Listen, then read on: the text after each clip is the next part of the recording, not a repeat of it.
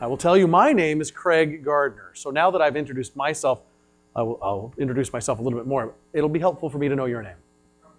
Amred. Thank you, Amred. Mike? Oh, there's just always a Mike in the room. Brent. Nice to meet you, Brent. And I know who the rest are there. SUSE employees. Could we have all the SUSE employees sit on one side of the room? And no. This is Frederic, who's one of our project managers. This is Alex, who is also another capable project manager. And Artem, who is remarkably also a project manager of sorts, yes. And then I've just had Christoph join us here, and there are even more that are joining. Thank you, good to join us. Thanks very much for coming. My former boss at SUSE said he would come by, but he's now letting me down. My name is Craig Gardner. I am currently by day, I am a mild man.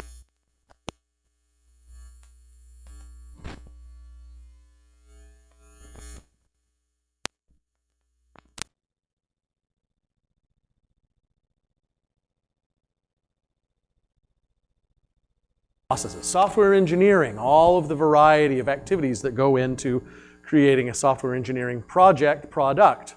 And part of my course that I teach, I spend a concerted amount of time talking about things such as DevOps.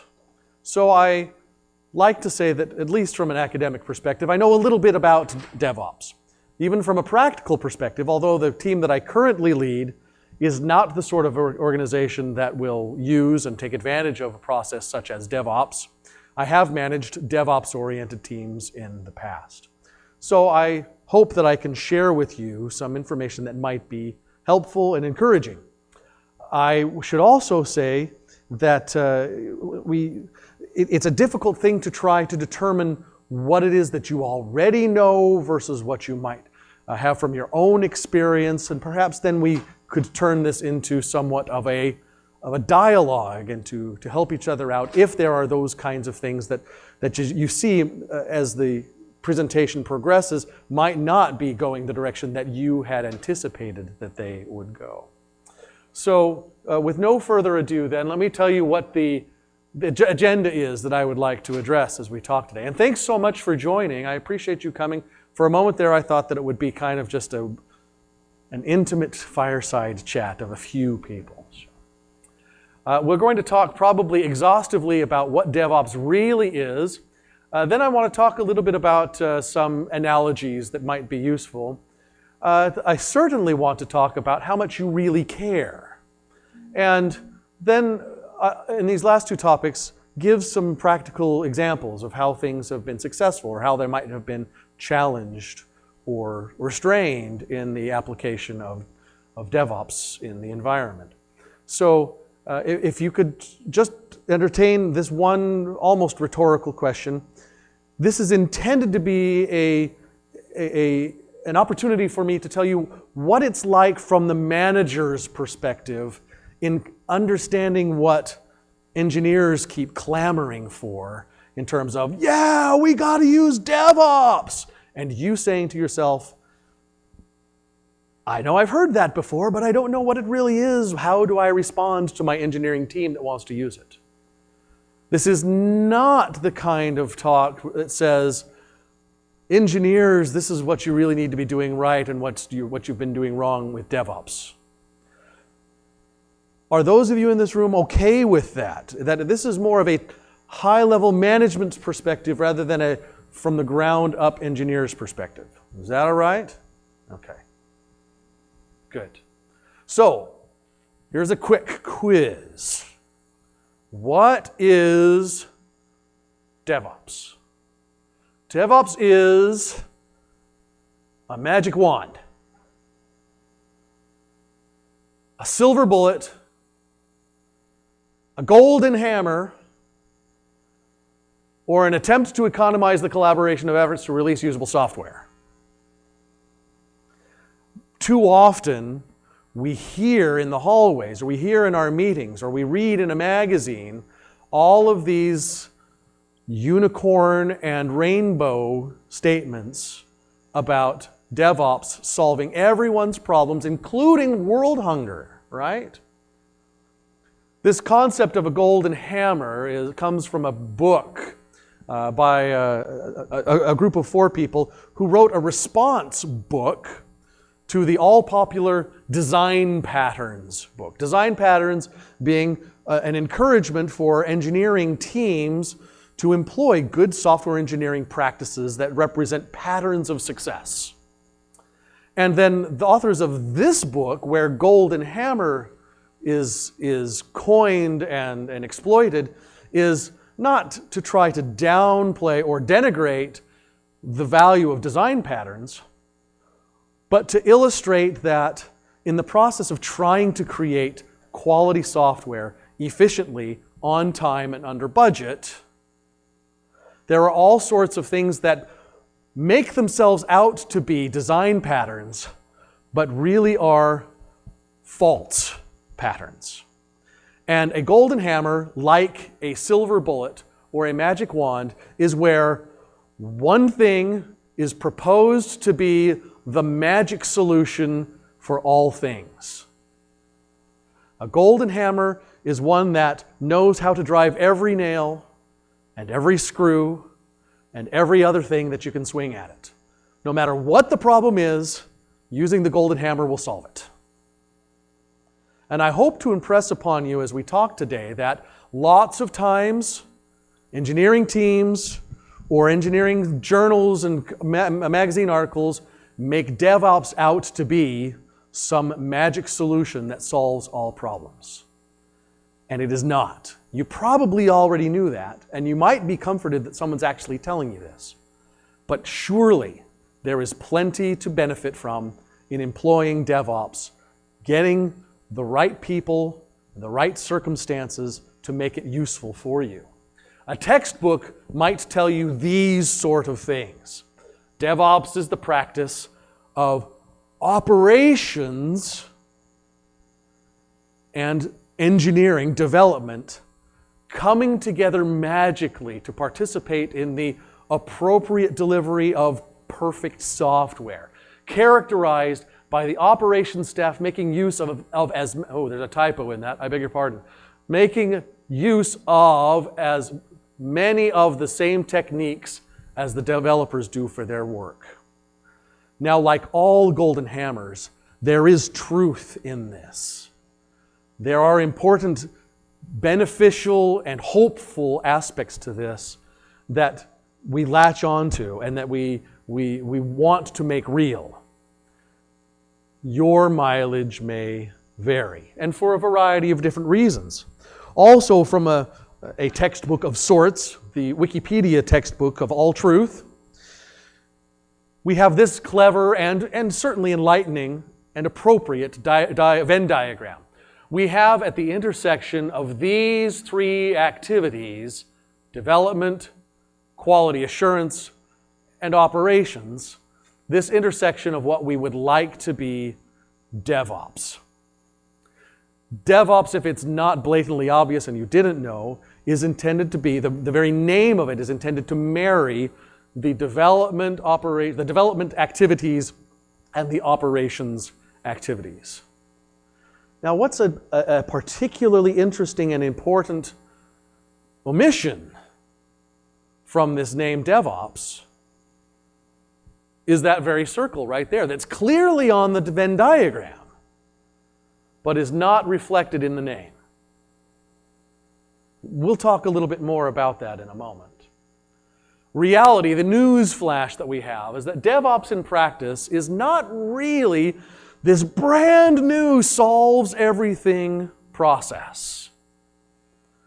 DevOps has its roots in a lot of very similar, yes, there are differences, but very robust, ancient, in computing terms, software engineering practices. And we might even say that DevOps is really just the new lipstick on the old continuous integration and continuous deployment methodologies of the recent past. What's important also to notice is, even though we haven't actually outlined what it is yet, it is another process. Very often, you might hear in the hallway The engineers saying in hushed tones so that the manager doesn't hear them, we're going to use DevOps to stick it to those guys that want us to use all this process. Down with process. We're not doing process anymore because we're doing DevOps. And that's simply not true. DevOps requires process. DevOps is a process.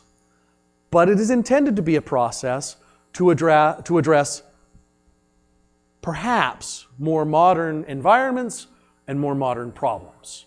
And it can be successful in doing those things, but we have to recognize that it is indeed a process. It's not a silver bullet. It's not going to solve all problems, but with a lot of coffee and some work, some smart people, and some good, intelligent work, DevOps can be particularly effective in your environment. And you as the manager, as you understand what it is that it's trying to address and what it's trying to solve and where it's trying to go, you can be a part of that solution with this team that's clamoring for something different than the rest of the stuff that hasn't worked yet. Sometimes we become intimidated by it, we're scared of it, maybe just because we don't know a whole lot about it.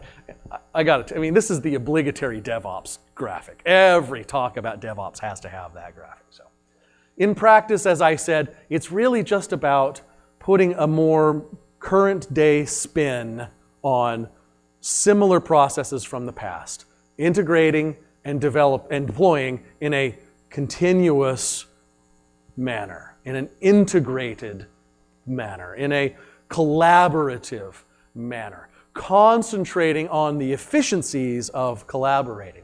And so, as such, we often, because we're in that process of trying to say, well, we've got to do something new, we've got to do something different, we've got to do something, because all of the rest of the stuff hasn't worked, we often have a frenzy of trying to define a whole bunch of new names and new approaches to a variety of things. You might hear ITOps or BuildOps, or even the greatest of them all right now is what Google does, and Google espouses, and Google evangelizes is, no, we don't do DevOps, we're Google. We do WebOps, right? It's all still, at its foundation, all the same thing. So, when you are the DevOps manager, when you're the engineering manager that's trying to take control of delivering software solutions, what is it that you're trying to manage as the manager?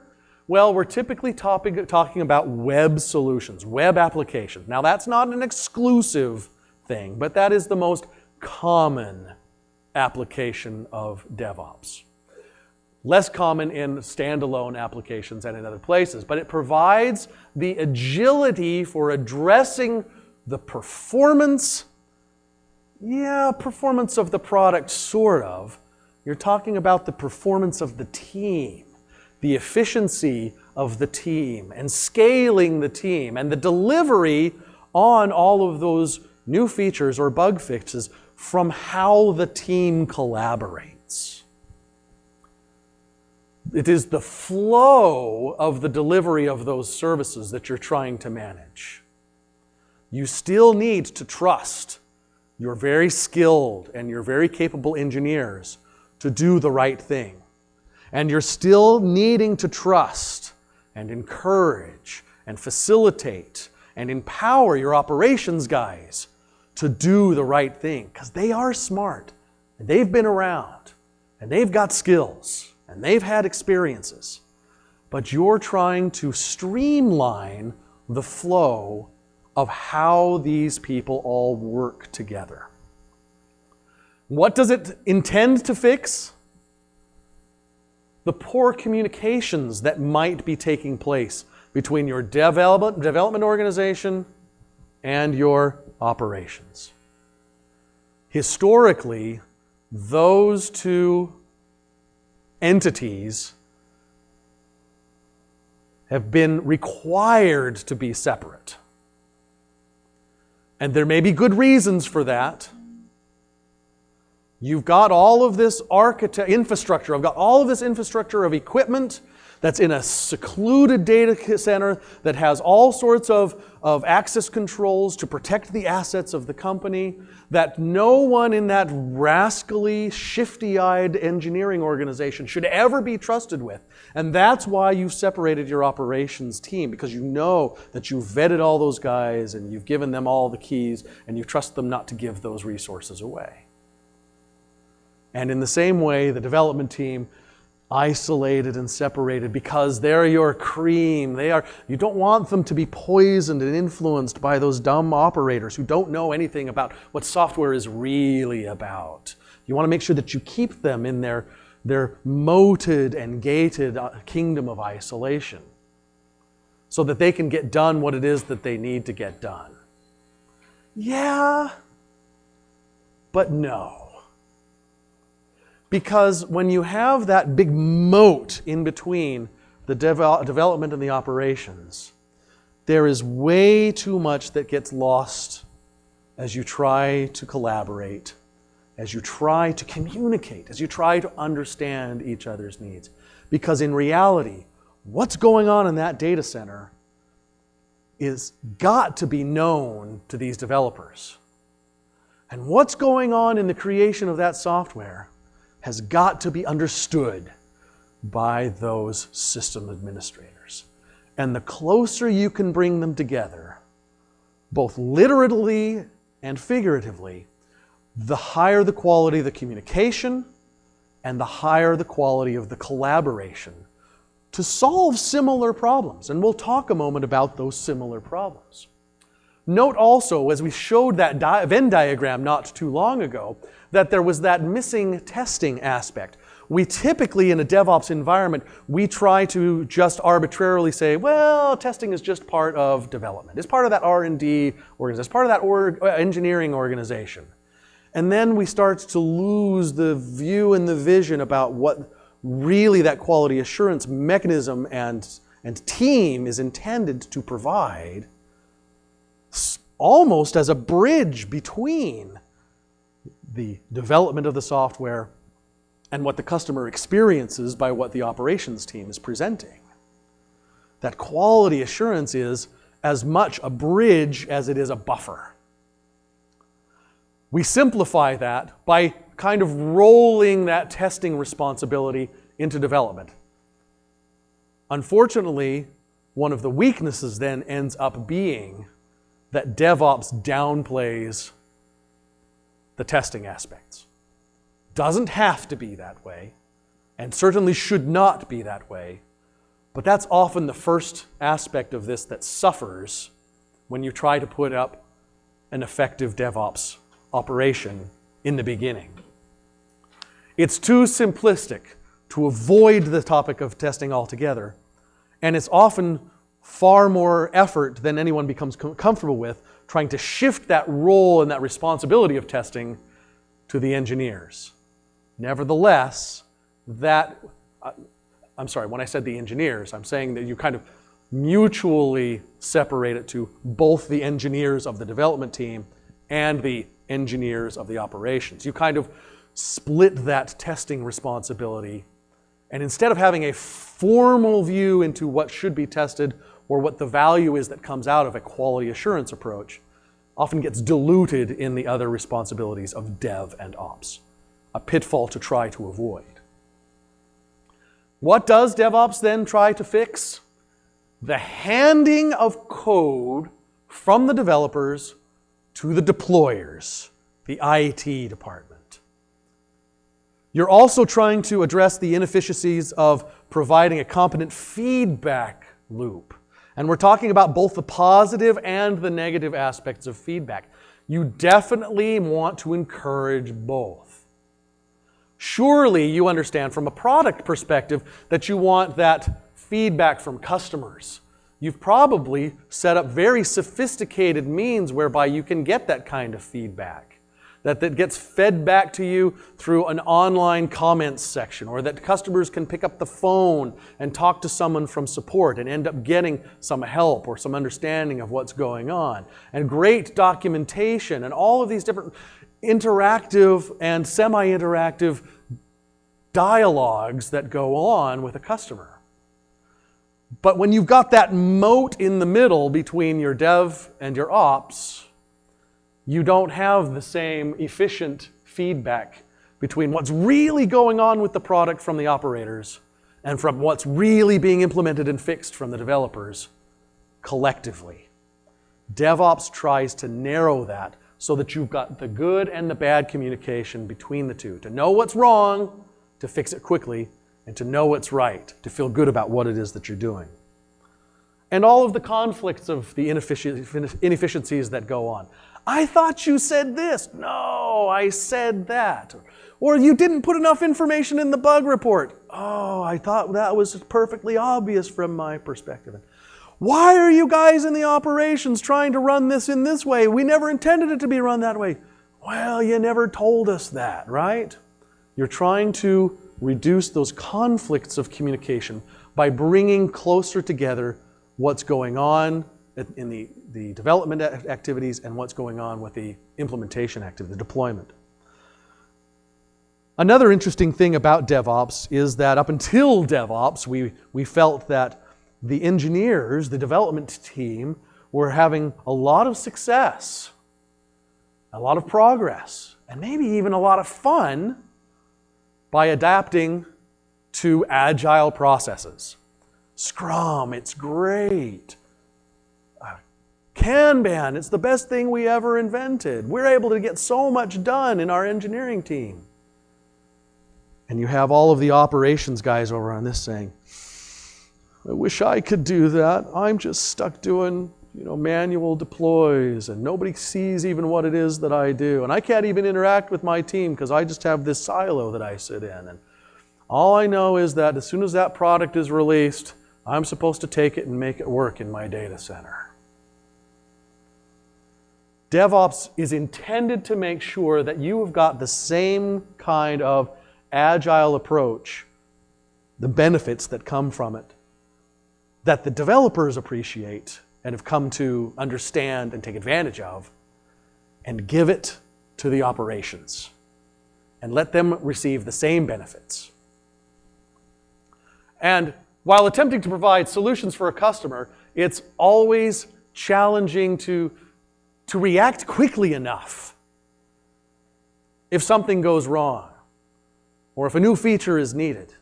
Because of that waterfallish approach that the operations guys are accustomed to, they just know that as soon as I get whatever tested, blessed build it is that comes out over this wall, I can just take that and then try and make that fix the problems. And that's inefficient. The more that you can have the engineers closer to the actual solutions that the customers are experiencing, you eliminate a whole lot of efficiencies. So having those operations guys work more closely with dev and having a more agile approach to delivering the software solutions rather than just having code tossed over some arbitrarily black and ominously tall wall, you reduce those inefficiencies. So, what the real problem is that you're trying to manage when you are the IT manager, when you are the development manager, you're trying to provide solutions while managing change. And that change is happening faster and faster and faster. DevOps wants to help you with that. From the IT manager's perspective, because things are going faster and faster and faster, the IT manager is always feeling like there's nothing but chaos and that there's nothing but anarchy. And I have little idea of what it is that I'm actually getting. I have no involvement in quality. All I know is I get the bits that I get, and my guys keep complaining that the latest stuff that dev organization gave me is broken. And the customers are complaining that everything is broken that I'm trying to provide. No control over how to address the solutions of the customers, just the stuff that gets lobbed over the wall. And from a dev manager's perspective, it's not that his list is any fewer than this 4 bullet items right here, but it's just easy to summarize, and saying it from a dev manager's perspective is, hey, my team just provides the code, right? I have no idea what IT is doing with it. I just do what the requirements doc told me to do. So those are real problems that DevOps wants to address. So when we get right down to it, we hope to accomplish this sort of thing by implementing a DevOps-oriented process. We want to reduce the physical distance and even the virtual distance between development and the operations guys, and to reduce the barriers that are in place between them, whether it's a moat or a wall. Increase the amount of talk. Now, talk can be just as detrimental as it is beneficial, but when you start getting to where you've worked together and you understand each other and you know each other, then the quality of that talk improves and starts to become collaborative. And you bring a mutual agility where your dev guys are doing the same thing that the ops guys are, and vice versa. When you're aware of what each of those roles is performing, and you're involved in what it is that your counterpart is doing, you have a better understanding of what it is that your counterpart is risking and knee-deep inside of. You have a better opportunity to be more agile and say, oh, I know what your problem is. I can fix that. Or, I know what you guys are doing with that. That's not going to work in my data center. That's not going to work in this application. Let me tell you what's really going on. And you are able to more agilely, more adeptly, more efficiently come to solutions that are actual solutions for real-life people.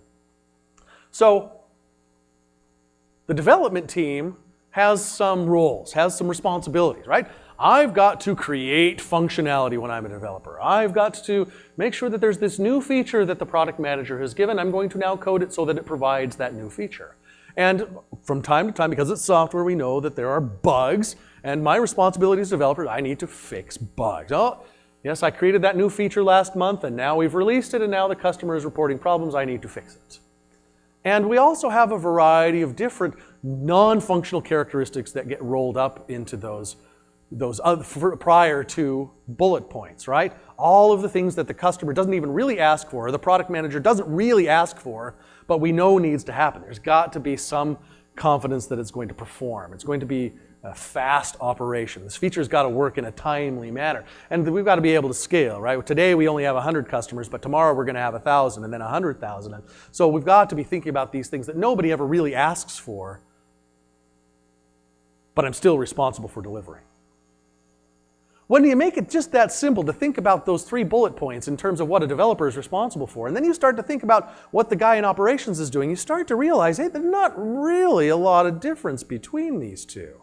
Yeah, that guy in operations has just got to make sure that that stuff works and that it's available. He coded it, but I'm the one who's really responsible for making sure that the customer can use it. And when things go wrong, I'm just as much responsible for figuring out how to fix it as the coder. Before I even tell the coder that something's wrong, I've got to be able to troubleshoot this thing as an operator.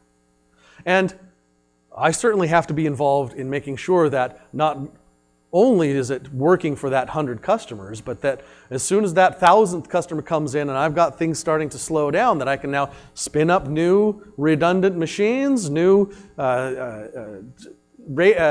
traffic shaping solutions. I've got to do all these different things the same way that those developers have got to be thinking of scalability and performance and security. All the same thing. So they're slightly different, but they're remarkably the same. Why not bring them together? Now, in many examples that you have of DevOps, you'll see this cyclical picture that shows that, oh, you do this, and then you do that, and then you do this, and you do that, and you do that, and then you come back and you're right back where you started. Well, when you start to tease apart what all of those responsibilities are and how you go about doing it, it ends up really being very similar to a waterfall. It's just a matter of saying, okay, then once I've got it deployed and I've got everything working and I'm monitoring to make sure everything's going well, I'm just going to go back up at the top and start working on the next new thing. It's still kind of waterfall-ish, which is really kind of funny because everybody in DevOps and everybody who's an agile developer has always said, we hate waterfall. Waterfall is ancient. That's for the old guys with beards. Yeah. Well, yeah, but still, we still have to do the same stuff, right? we still have the same things that we're on the hook to deliver. We got to code the thing, it's got to build. If it doesn't build, it's never going to get anywhere farther to being closer to the customer, right? You have to test it. You certainly have to package it up so that it can get delivered not just to one machine, but to 100 or 1,000 or 1,000,000 machines, right? And you've got to be able to release it because you've got to be able to make sure that not only your internal guys can use it, but somebody else, some customer's got to be able to use it. You've got to be able to configure it. These are all the same DevOps things, just in a different package. So instead of railing against the old waterfall processes, see it for what it really is. See, that's where we get into the, oh, well, before I get there, I'm getting a little too far ahead of myself. Let's talk then about automation. This is another thing that DevOps people say, yeah, we're going to automate all the things. Sweet, that's what DevOps does, right? Definitely true. But it's not really unique, and it's not even really new. We've been trying to automate stuff. In fact, for heaven's sake, that's what a computer really is, right? A computer is the sort of thing that automates the stuff that we don't want to have to do by ourselves, right? You don't want to remember what 12 times 12 times 12 times 12 is anymore. Let a computer do it, because that's automating the operation. So automation is not a new thing, but it's particularly well fitted to DevOps. And the better you are at the automation, the better your DevOps is going to actually work. The more things, the more all the things that you automate, the better, the more successful your DevOps process is going to work. And you need to think of automation both in dev and in ops. You have to, though, understand that automation is generally reliant upon consistent known states. The automation doesn't readily think outside the box and anticipate the things that could go wrong. But then once somebody observes something's wrong, somebody that's a very caring and very hardworking and very smart person can then now, because it's a known state, put in more automation to make things more better, right? Yes, I said that on purpose. More better, that's kind of a industry thing, yeah. And then it's important to understand that now that you're doing this automation stuff and you've sort of divested the quality assurance aspects both between the dev and the ops operations, it's important that you realize that this automation aspect is everybody's responsibility. Everybody needs to be involved in making things more better automated. You've got to make sure that your dev team is writing unit tests. Now, I'm not necessarily saying that you have to be a test first, code later, or you can handle it any way that you want. There are lots of approaches to doing this. Whether it's strictly TDD, test-driven development, or some other approach, as long as you start realizing that the higher the quality of the unit tests, and the more that your engineers are thinking about that they're just as responsible for quality as anybody else in the organization, the easier it is to automate all the things. And the more everybody benefits from this automation approach. More about automation. What can be automated? Well, typically the easiest thing to automate, and probably the thing that everybody does first and might maybe even have it already done, is to automate the build. You want to set up your tools and your methodology, your process, so that it automatically, when changes are made, they're fed into some mechanism, some set of tools that just automatically generate a build. And it might not be any official build, it might just be an intermediate build, it might even be just a development build, but everything gets built, and everything gets built all the time, every time something changes. That's very helpful. Because then it's also easy to figure out that as soon as Artem checks in something that breaks the build, we can say, Artem, you broke the build! And Artem hangs his head in shame and he goes and fixes the build. If we just piled up all of the changes and waited for a week to then to accumulate all of the changes and build them all, then it's harder to sort through whether Artem's unitary change was responsible for breaking the build, or if it was some combination of things, and it just gets harder and harder to peel away the layers. Just automate the build so that it's building all the time. It's easier to figure out what goes wrong, and it's easier to figure out what's going right. The next sort of thing is to make sure that you're automating your testing. have some sort of test engine, some engine that goes through and says, every time I get that new build that just got generated from every change that's being submitted, now you've got a battery of tests that get hammered against this new build. Now, this isn't practical for everything, right? You could have performance tests that take a week to run, right? So maybe subjecting a particular build to a lengthy performance test isn't the sort of thing that you would just want to automate to do with every build, but there's no harm in automating it in a way that it gets run on every 10th build or every week or something like that. If it takes a week to run, just run it automatically every week. Whenever that build takes place on that first check-in Monday morning, that's the build that ends up going through this lengthy automation test for performance. But you can still automate it. Now, automation doesn't take the place, as I mentioned in the previous slide, of all of the smart things that every contributor to this process needs to be involved in.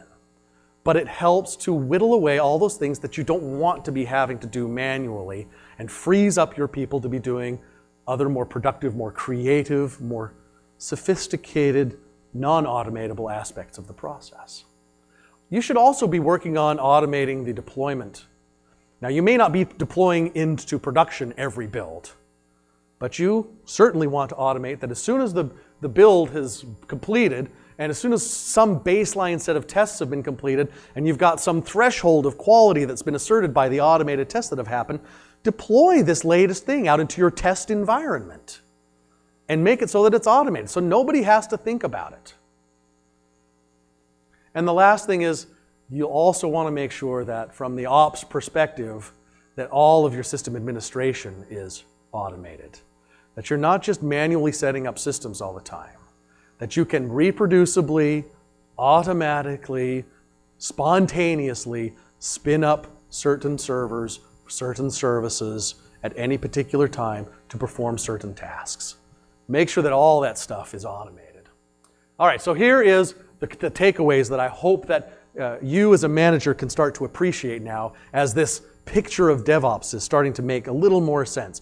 You're realizing that, yeah, my engineers, I'm understanding what they're talking about. I can see how it can be beneficial. I can see maybe there are some pitfalls. What is it that I as a manager can be doing to make sure that this is more on the side of successful than the failure side of things? Well, metrics. Make sure as you're getting your team moving through this DevOps exercise that you have a way to measure what's going on. How long does the build take? How long does this test battery take? How long does it take between official deployments of our builds? How long between test deployments of our builds? The more information you have as a manager, the easier it is for you to make decisions about what needs to be tweaked, where there need to be interventions, who needs to be praised, who needs a little bit extra help. Metrics leads to power. The more you know, the more enabled you are as a manager to make the changes that make sense and not be reactionary. Another thing is that you want to be talking with your people.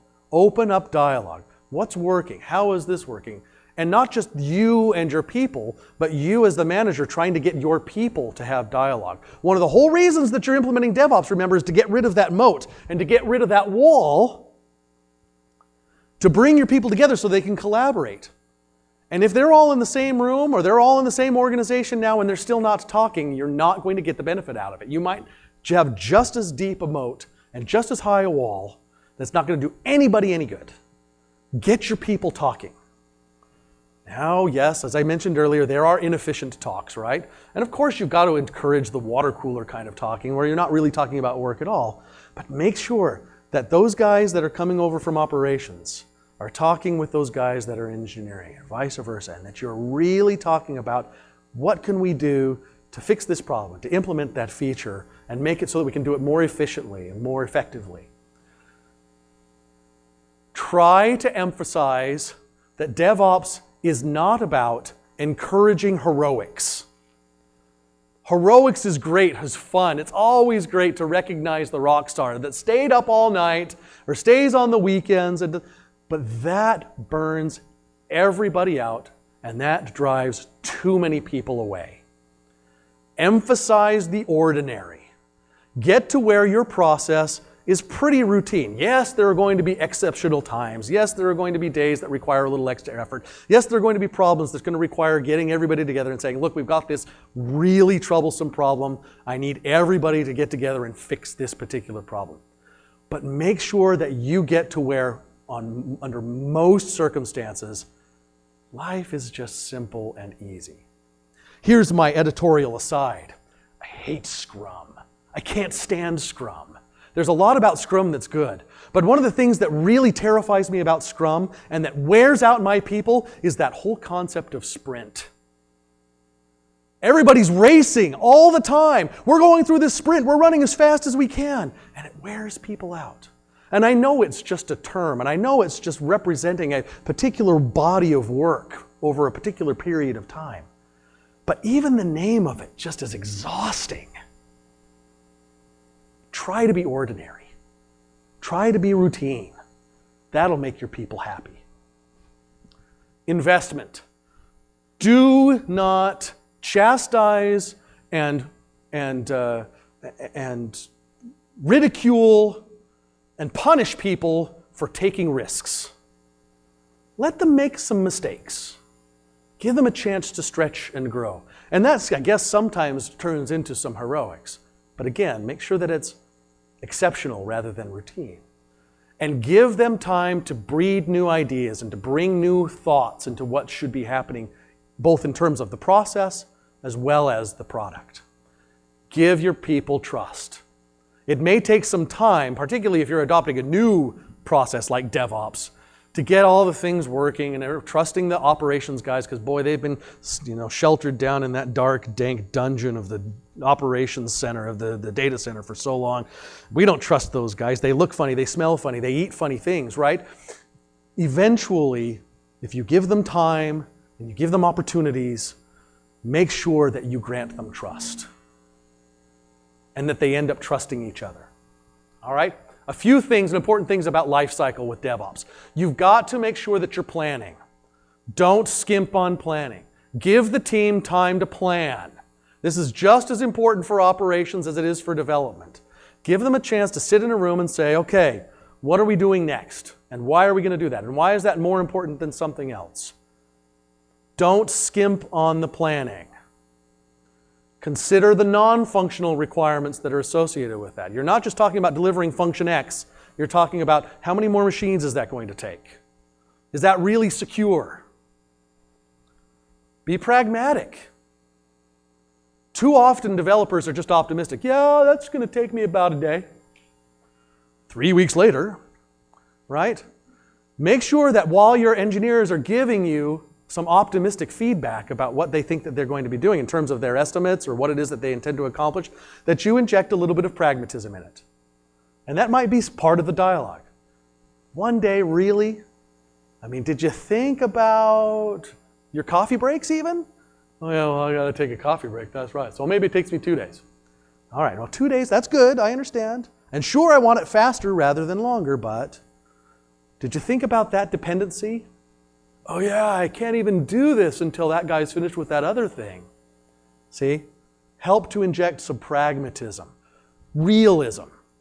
It's not that you're trying to be negative about it, but help your engineers think things through as they are planning.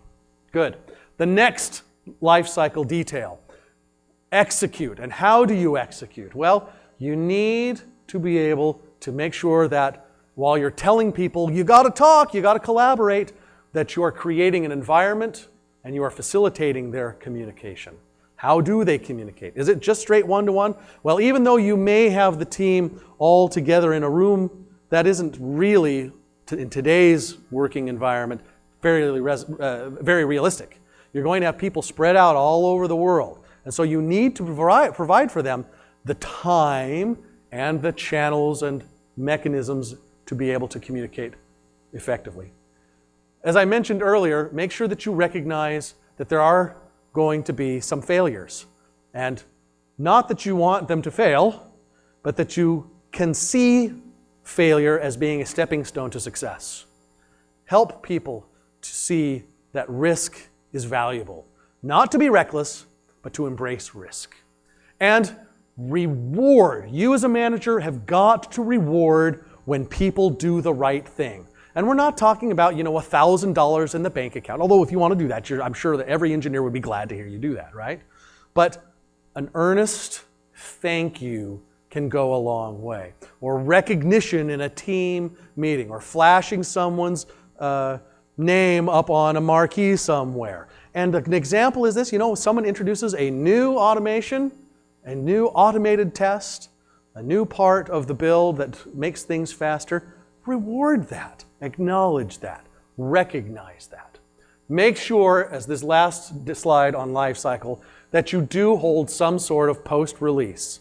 Now, if you're doing continuous development and continuous integration and continuous deployment, your releases might be a little bit less discrete now, right? They might be just a lot of run-on releases.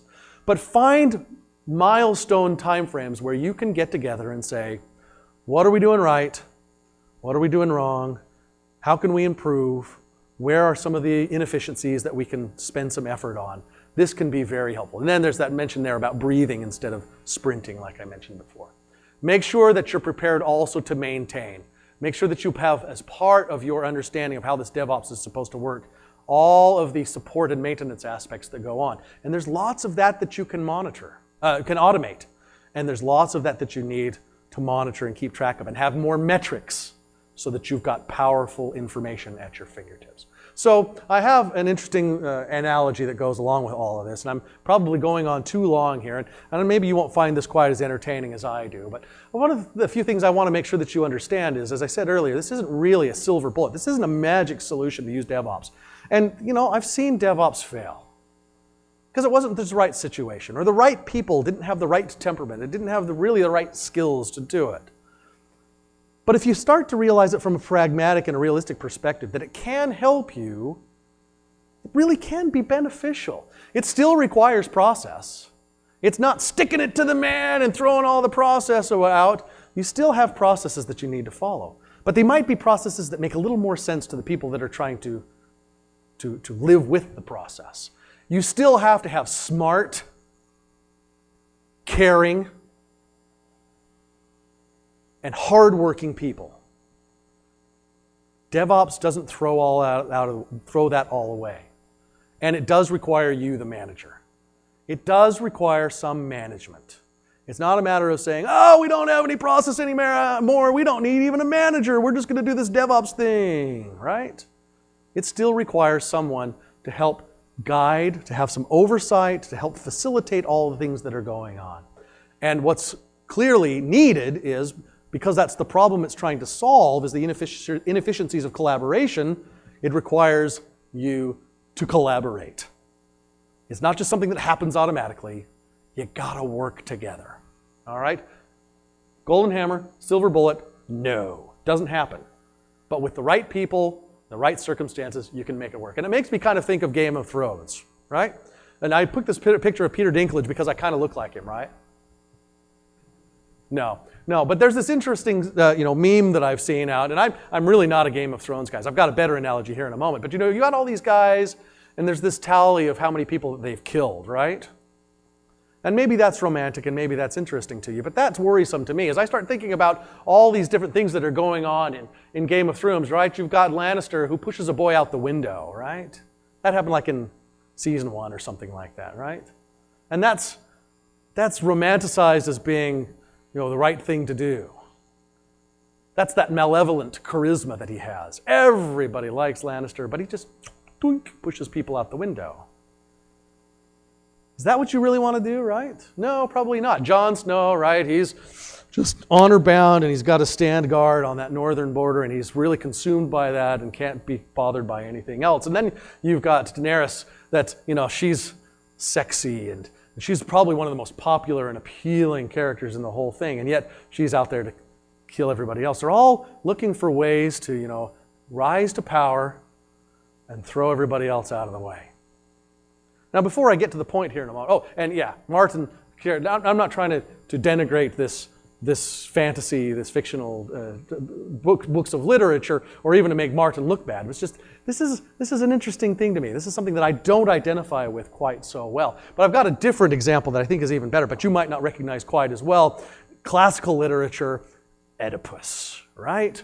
You've got Sophocles, who writes about this boy who's born to King Laius and Queen Jocasta. Oedipus kills his father so that he can become king. But due to a specific and lengthy and really weird tragic struggle, he's faced by the riddle of the Sphinx. He ends up solving it. He then ends up marrying his mother. Well, that's kind of weird. And then Jocasta, because she finds out everything that's going on, she kills herself. And Oedipus then, by the end of all of this tragedy, he starts to realize, oh, this is awful, and he blinds himself. Right? So, Greek tragedy is always kind of tragic. And, Oedipus owes a lot more to his dad than he ever realizes, right? But he doesn't realize it until it's way too late and he's already killed his dad. And then he starts to feel really, really bad about it. DevOps is kind of the same thing, right? Often DevOps is the sort of thing about saying, man, we got to do something new. All this old stuff is just not working for us. We got to throw it all out and we got to start all over. We got to do all this cool stuff. We got to be faster. We got to be more agile. We're going to do this. We're going to win because all that old stuff sucks, right? But we really have more in common with our past than we give credit. And maybe we should feel really, really, really, really sorry for it. And maybe not. But teams that deliver successfully with DevOps are the ones who pay attention to this stuff that's really underneath here, right? A lot of people around us only ever see this, but this is the stuff that gets done. So to be successful, from an ops perspective, when you're talking about automation, when you're talking about collaboration, when you're talking about agilely identifying with what all the dev guys are doing, you should be using configuration management and automating all of that stuff. And the dev guys using modern tools, modern processes that facilitate your agility and allow you to work together. And it's surprising how you can keep all of your salt stuff in Git and what that saves you. Great thing and a great way to collaborate together. Testing. Everybody's got to test. Everybody has to be concerned with quality. Automate everything with stuff like Jenkins or Drone or Travis, and always be looking for that's not what I thought it said. Continuous deployment, right? Automate all of that as well, and do it as often as you have to. Sometimes it's the sort of thing that you can deploy 10 times, or sometimes that you only do once a week, right? It's just a lot of whatever it is that's right for you and works for you. Google and eBay and all those guys, they're deploying multiple times a day. And even the SUSE Customer Center, who is represented here in front by my good friend Artem Chetikov, he has a team that has successfully used DevOps as they have tried to tackle a specific problem and a specific situation. Now in his case, he's been able to say, I'm going to put everything that we've learned back behind us. I'm not saying that he killed his dad, right? But he had an opportunity to start fresh. And he started with a team of dev and ops together. It wasn't that he had to have two existing dev and ops teams that are separate and try to bring them together. He had the benefit of starting a whole new DevOps team all at once together. That's beneficial. And particularly when he's in a position that he knows that the people want that sort of thing, and that they all value the kinds of things that are DevOps, and he can hire the right people that already have a value for DevOps and agility, that they all now have some common background, some common understanding, and that's what they want to do. If your people want to do DevOps, they are highly motivated, they're much more likely to be successful with DevOps. He incorporates Scrum characteristics with his DevOps. They're less specific about separating dev roles from op roles. It's pretty much everybody is both a developer and an operator. He does all the stuff together. The team understands that there is no specific role that separates them.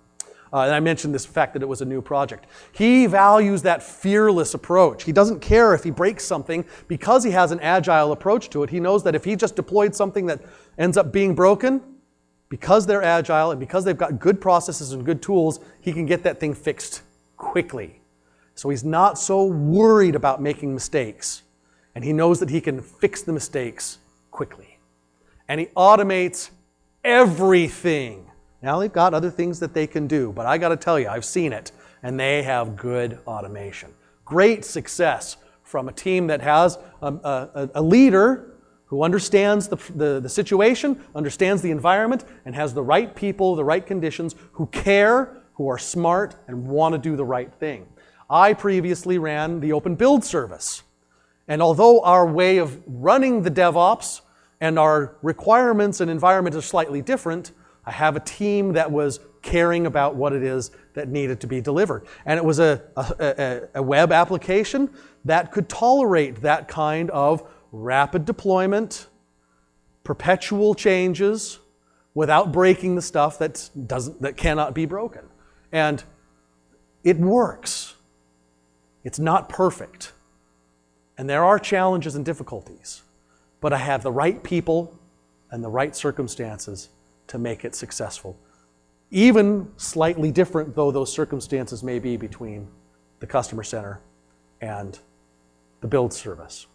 Now I've yacked and we're already out of time. I would have liked to have spent a little more time talking specifically about these two cases that are successes in the SUSE story. But if you have a moment, do you have any questions or thoughts that we can share together and discuss?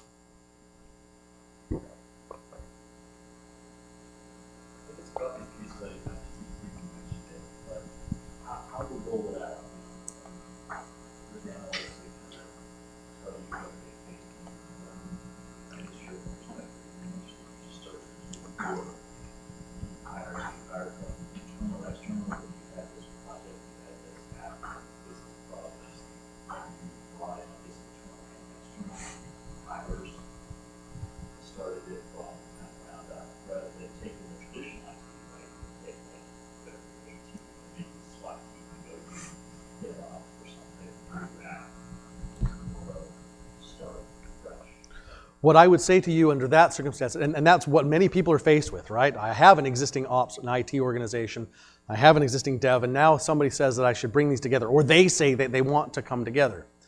It takes time, and there has to be a deliberate, planned approach to it, and it takes some patience. You've got to really hold on to the old, at least for a short, unless you have some very understandable, company business patience that can be involved, that can be understanding of having things broken for some period, or it's a really clean break in between when we're shifting from this old product to this new product or something like that.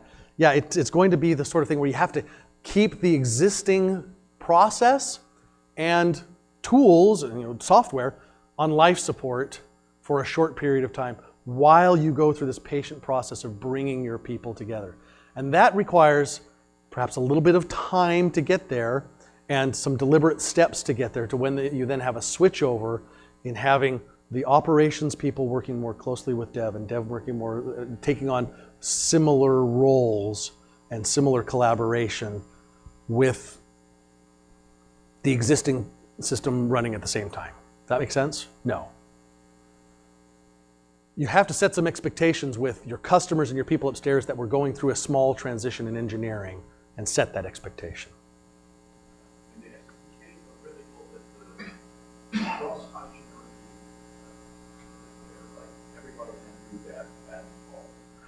I will let Artem answer that question because he's right here.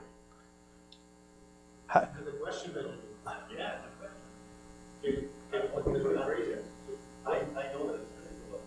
What's the question? Because that's another thing. Yeah, of course, you have to do success.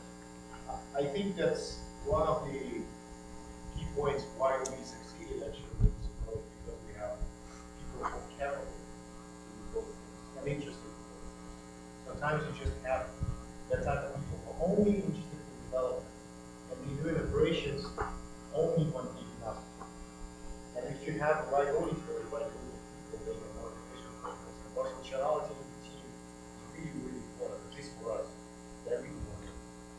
But I would like to go back one step. Okay. This question, no question actually, about the transition. So what current classical IT is doing at the moment actually is developing some pieces of course. Empowering with technologies, some pieces of automation, let's try to do this, let's try to that. Small pieces that actually at some point, they're already doing something which is way more sophisticated than any previous process. So they slowly adopted it. It's a painful process in classical environment, but it can be done easily by making those small technical changes which can then go. Some of the small steps that you might take in transitioning to that is you start exposing the dev team to the SALT configuration management, right? Or the CF engine or the Puppet configuration management. You start allowing visibility from the dev team into what's going on with configuration management. And the other direction as well, one of those early steps will be now start exposing all of your operations team to what's going on in terms of the source code, how things are structured. Now, they might not be coders, obviously, but at least they can start to see that this module is located here, and that particular execution environment is located here, and that's what makes up that particular structure. You start to slowly share that information and start the dialogue that's associated with it without cutting over yet, but then step by step, little by little, you then start adopting perhaps a member at a time from the operations team into the dev team and saying, okay, now you start performing that same task that you were doing in operations, but you do so from the context of you're sitting in the meetings that we are in, that we're doing this planning for this particular feature and providing that dialogue and communicating. And just step by step, very deliberately, rather than just mashing everybody together and saying, yep, sink or swim, right? Does that help? A little bit. Other thoughts or questions? Yes, Christoph? You just mentioned the ways that, or you mentioned that there are cases where DevOps doesn't work. And one thing that I found really useful, or that I know other organizations do in this case, is they have the ops team still as ops team, but they take developers as say trainees for a couple of months. Then they go back to the development. They are some kind of super users then. They have special privileges, spin up virtual machines or whatnot that helps the ops team. They are no longer bothered with routine tasks. It also helps the development team up that gives them some understanding for what it actually takes to provide a server. They suddenly start honoring it, how much they see how much work is involved. And yeah, that helps them offloading all the, say, maintenance of the development environment and the ITOps team. So also, to your question, how do you make this transition? Maybe you don't do the full DevOps thing right from the beginning, but you think of some hybrid DevOps or halfway DevOps. I know that can help a lot. Excellent example, insightful example. Thank you very much, Christoph. I've just been told that we're out of time. Thank you very much for your attention. I hope it's been helpful. Please fill out the survey when you receive it. I'd be very grateful if you would do that. Thanks very much, everyone.